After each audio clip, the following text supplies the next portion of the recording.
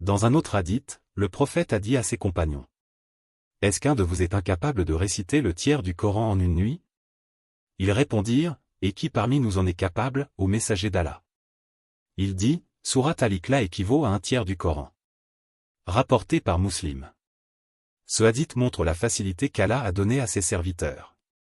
Même si quelqu'un n'a pas la force ou le temps de réciter tout le Coran chaque nuit, il peut gagner une récompense immense par la récitation sincère de cette sourate. Il est également rapporté que le prophète aimait réciter cette sourate en combinaison avec d'autres.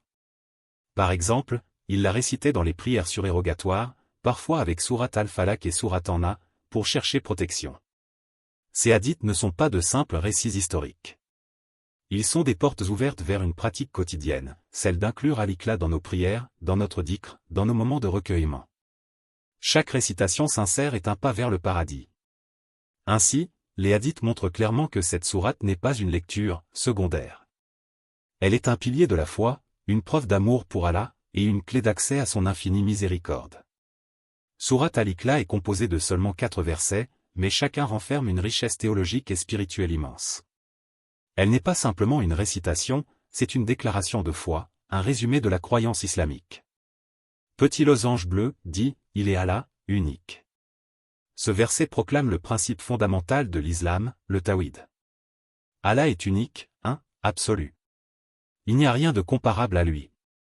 Aucune créature ne partage sa divinité, aucun associé ne peut prétendre à son adoration.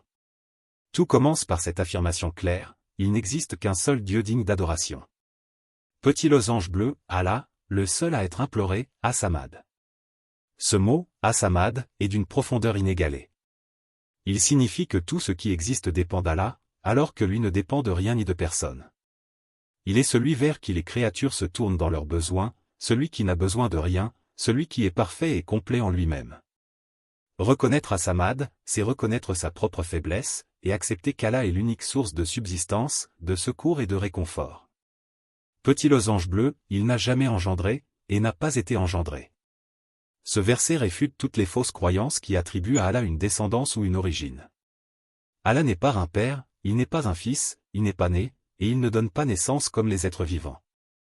Il est au-dessus du temps, de l'espace, et de toute limitation humaine. C'est une proclamation de pureté et d'indépendance absolue. Petit losange bleu, et nul n'est égal à lui. Enfin, la sourate se termine par une négation totale: rien ne peut être comparé à Allah. Ni dans ses attributs, ni dans sa puissance, ni dans son essence. Tout ce que nous connaissons dans l'univers est limité, imparfait, et dépendant. Mais Allah transcende toute comparaison. En méditant ces 4 versets, on comprend pourquoi cette sourate équivaut à un tiers du Coran. Elle condense l'essence même du message divin: adorer Allah seul, reconnaître son unicité, et se détourner de toute forme d'association. Spirituellement, cette sourate n'est pas seulement une protection contre le polythéisme. Elle est un rappel quotidien que notre cœur doit rester attaché à Allah seul. Elle enseigne la sincérité dans l'adoration, l'humilité devant sa grandeur, et l'amour pour sa perfection absolue. C'est cette profondeur qui explique pourquoi les pieux prédécesseurs l'aimaient tant. Ils voyaient en elle une source de lumière, un condensé de vérité, une boussole qui recentre constamment l'âme sur l'unique. Sourate Al-Ikhlas n'est pas seulement une sourate à méditer, c'est aussi une sourate à vivre et à intégrer dans le quotidien. Sa facilité de mémorisation en fait un compagnon idéal, accessible à tous, même aux enfants et aux personnes qui débutent dans l'apprentissage du Coran. Le prophète l'utilisait régulièrement dans ses prières. Il l'a récité souvent avec sourate Al-Falaq et sourate An-Nas, formant ainsi les 3 dernières sourates du Coran qu'on appelle Al-Mu'awwida, les protectrices. Ces 3 sourates, récitées ensemble, sont une forteresse contre le mal et les tentations.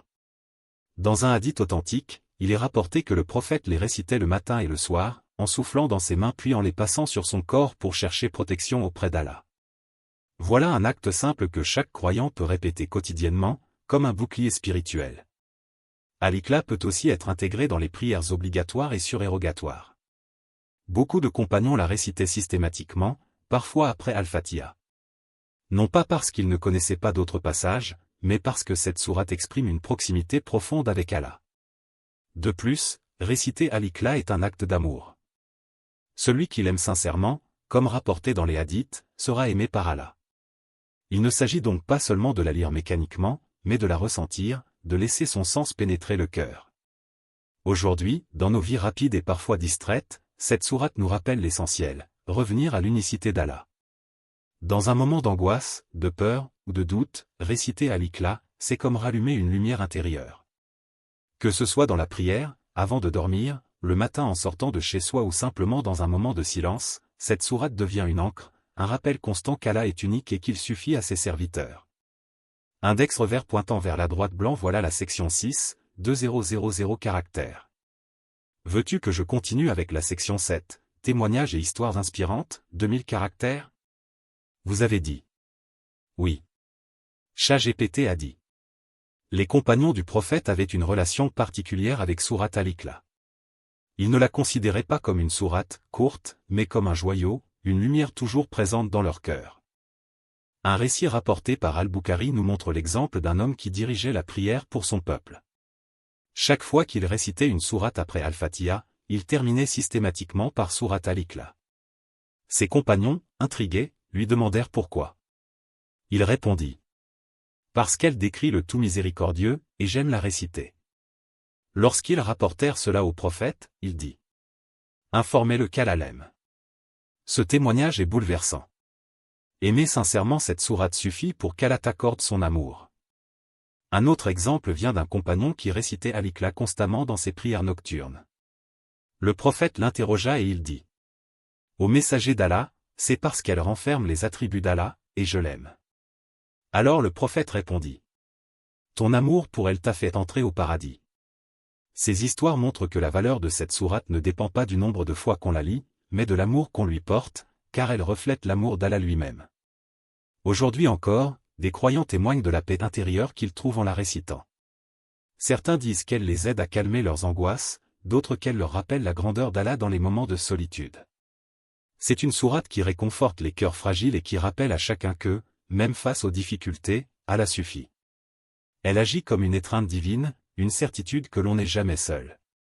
Prends un instant, ferme les yeux et imagine, une sourate si courte que même un enfant peut la mémoriser, mais si immense que sa récitation sincère peut ouvrir les portes du paradis.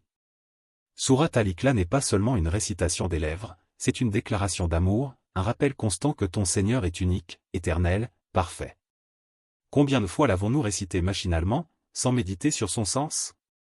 Et si, à partir d'aujourd'hui, tu faisais de chaque récitation un moment de connexion profonde avec Allah? Chaque fois que tu prononces « Kul huwa Allahu ahad », rappelle-toi que tu renouvelles ton pacte avec ton Créateur. Cette sourate n'est pas réservée aux savants, ni aux pieux des premiers temps. Elle est pour toi, pour moi, pour chaque croyant qui cherche la proximité d'Allah. Elle est une clé offerte à tous, une miséricorde accessible à chaque cœur sincère. Alors, décide aujourd'hui d'intégrer Al-Ikhlas à ta routine spirituelle. Récite-la le matin et le soir pour chercher protection. Récite-la dans tes prières, en méditant sur chaque verset. Récite-la avant de dormir, comme un bouclier pour ton âme. Et surtout, aime-la. Aime son message, aime sa clarté, aime la perfection qu'elle décrit. Car le prophète a promis que celui qui l'aime sera aimé par Allah et qu'un tel amour est une porte vers le paradis. Le Coran est une lumière, et dans cette lumière, sourate Al-Ikhlas brille comme une étoile unique. Ne la laisse plus passer inaperçue. Accroche-la à ton cœur, vis avec elle, et laisse-la transformer ta foi.